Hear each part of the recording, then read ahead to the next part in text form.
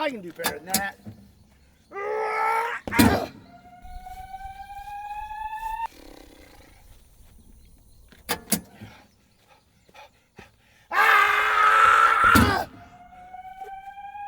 Absolutely pathetic.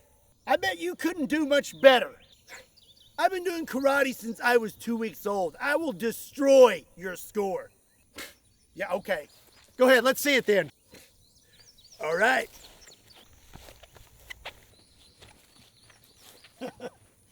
Watch and learn.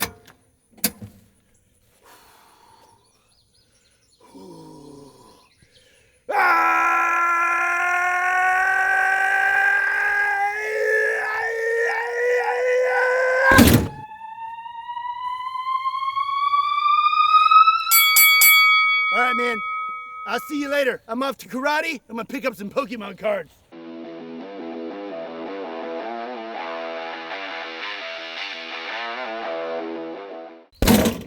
What's up, everybody? My name is Scott, and you're watching Kentucky Ballistics. And this is a punching machine. And anytime I see one of these things, I cannot help but punch it. But the last time I hit one of these, it really got me thinking, how hard does a bullet punch? In the movies, people get hit and they go flying through 3 layers of drywall. Is that true? How much punch does a bullet actually have? Well, today, we're gonna find out. So obviously the punching bag that comes on this machine is not suitable for catching bullets. This is full of air and a round would zip right through it. So we had to make some modifications.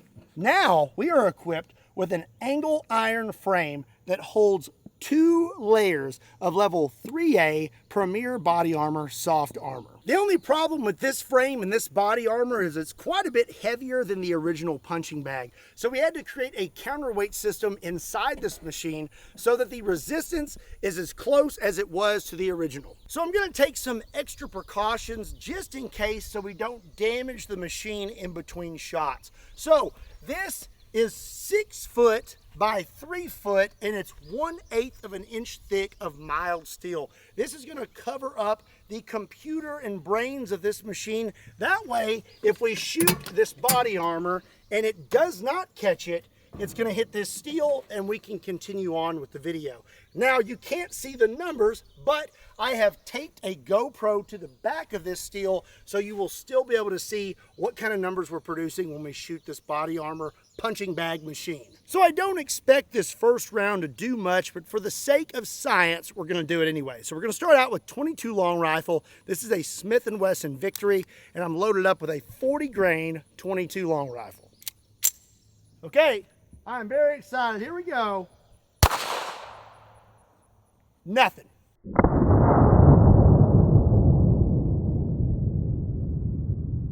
So we hit right here. The body armor caught the round, but did not have much energy to push this thing. And we have no numbers on the board. I'm not really surprised. Also, I just realized that this is backwards. This is actually supposed to be the other way, so I'm gonna flip this frame real quick. So up next, we're gonna step it up to the most common pistol caliber in the United States, and that is 9mm. I have a Glock COA, and I'll be loaded up with some 9mm 124 grain Hydra Shot. Let's see if this moves it. I'm very curious. Here we go. It moved it, but not very much.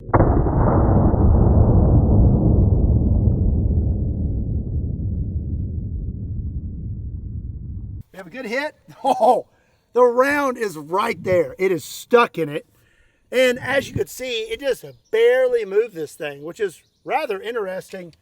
And we have a big old 0 on the scoreboard. All right, so up next, we're gonna step it up to 45 ACP. This is a SIG 1911, and I'm gonna be loaded up with some 45 ACP, 230 grain jacketed hollow points, and these are plus P. Here we go, 45 ACP. Oh, we got it to move! Wow!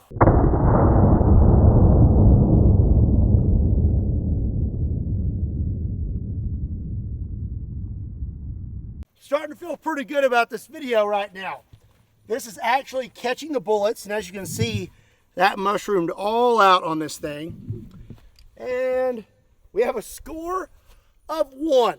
I'm actually going to go ahead and just kind of pull these out of here. That way I don't shoot them with other rounds. 9 mil did nothing. 45 ACP had a score of 1, but it did lift our body armor punching bag. So next we're going to try 357 Magnum and see how that does. This is a Smith & Wesson 686 with a 6.5 inch barrel, and I'm loaded up with some 125 grain 357 Magnum. Okay, here we go.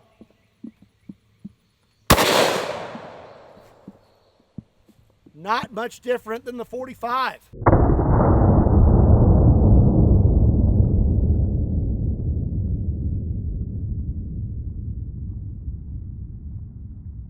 We caught that, no problem. Where did we hit? We hit in about the same spot as the 45. I can feel the bullet right there. And again, we have a score of 1. So the next caliber we're going to use is 10 millimeter. This is a Nighthawk custom 10 mil, and I'm going to be loaded up with some Underwood ammo, 200 grain, 10 mil jacketed hollow points. Okay, here we go. Dang, that moved it quite a bit.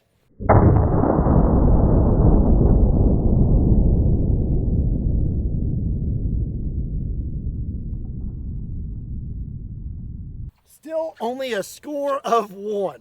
So I definitely think it's going to take something pretty big to actually give us some numbers on this machine. So I'm very excited to try out our next caliber, which is 44 Magnum. This is a Taurus Raging Hunter chambered in 44 Magnum with an 8-inch barrel, and I'll be using some 300 grain jacketed hollow points. Okay, here we go. It actually knocked it all the way up there that time.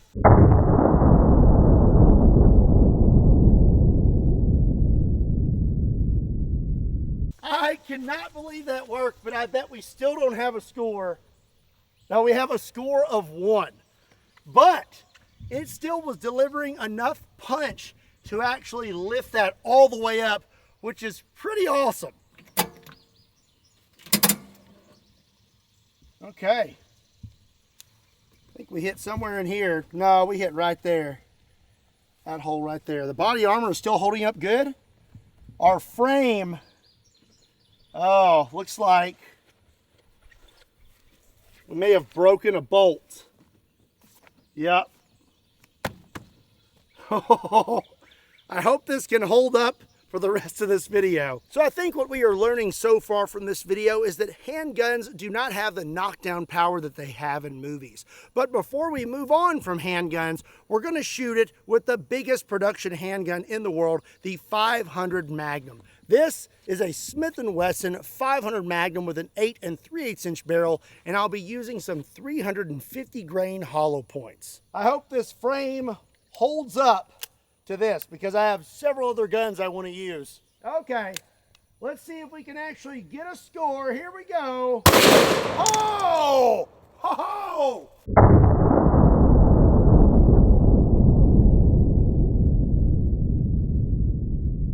Did we get a number? We did! 27. We actually got a reading. I am so pumped right now because I thought that we would not get a reading from anything. But when it comes to handguns, at least, the 500 Magnum seems to be putting out the most power. So let's check out our frame. We were missing a bolt here, but we repaired it. Now we are missing a bolt here. So this thing is really starting to take a beating. I hope that it holds up for the rest of the video because I have a few more guns I want to hit it with.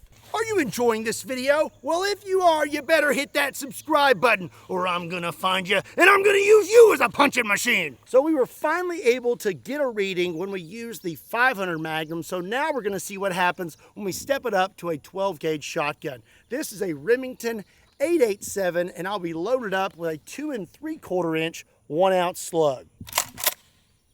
Here we go.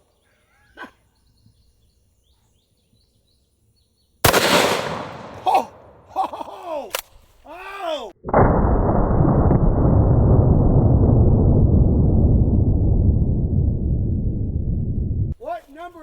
shit. 39. Oh man, I can't believe our frame is still holding up. Jeez, it is sucking this frame in. This angle iron is just getting bent. I can't believe that the Kevlar isn't pulling away from these bolts and ripping. But the Kevlar is holding up better than the metal, I think. We have had to replace quite a bit of screws in between filming. Whew. But it's still holding up. Still looking good. So the 12 gauge slug is our winner at this point, but now we're gonna step it up to some rifles. But because we are using soft armor, I don't wanna use anything moving too fast because it will cut through it like butter. So the rifle we're gonna use up next is a 45-70, and I'll be using a 45-70 405 grain jacketed soft point. Here we go. Hope that little frame holds up. Oh!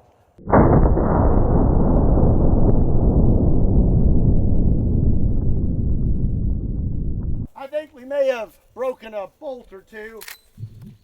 I gave a score of 1. So it did not carry it up there very well. We broke this middle bolt and one right here. So we do need to probably repair this thing real quick. So up next, I was going to use 458 SOCOM, but our frame is really starting to take a beating, and I want to have enough left for our grand finale. So we're going to skip that and go ahead and step it up to our last gun, which is going to be 4-bore. This is my Christian Firearms falling block single shot 4-bore. It has a 1-inch diameter barrel. It weighs over 20 pounds and produces over 200 pounds of felt recoil. And it shoots this giant round that is 1 inch in diameter, and this weighs 2,150 grains and produces over 10,000 foot-pounds of muzzle energy. So I'm very curious to see if the frame will even hold up, and if it does, what is our score going to be? Whew. I would not want to be that punching machine. Oh, we only got one shot at this. Here we go.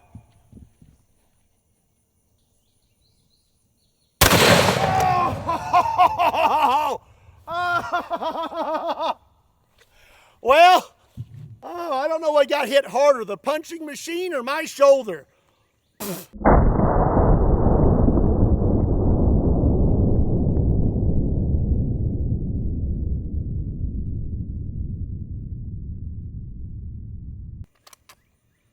Woo!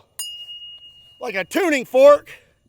Well, let's check out our numbers, shall we? 521. So we actually got a pretty good reading out of 4-bore. So I would say that when it comes to knockdown power, it's definitely not like it is in the movies. But if you were going to get close to it, you're going to need something like the 4-bore. Now, as for our machine, let's see if it still works. Oh, okay. Well, this part's still all right. The frame is not okay. You can see we just completely blew the back out, and down here on the ground is all of our armor. The question is, where's the round? Oh, there it is. It's right here on the ground, and I bet you, yeah, that is stinking hot. Yeah, I wish I had some pliers. Oh, how about that? There we go. Look at that. Big old hunk of lead.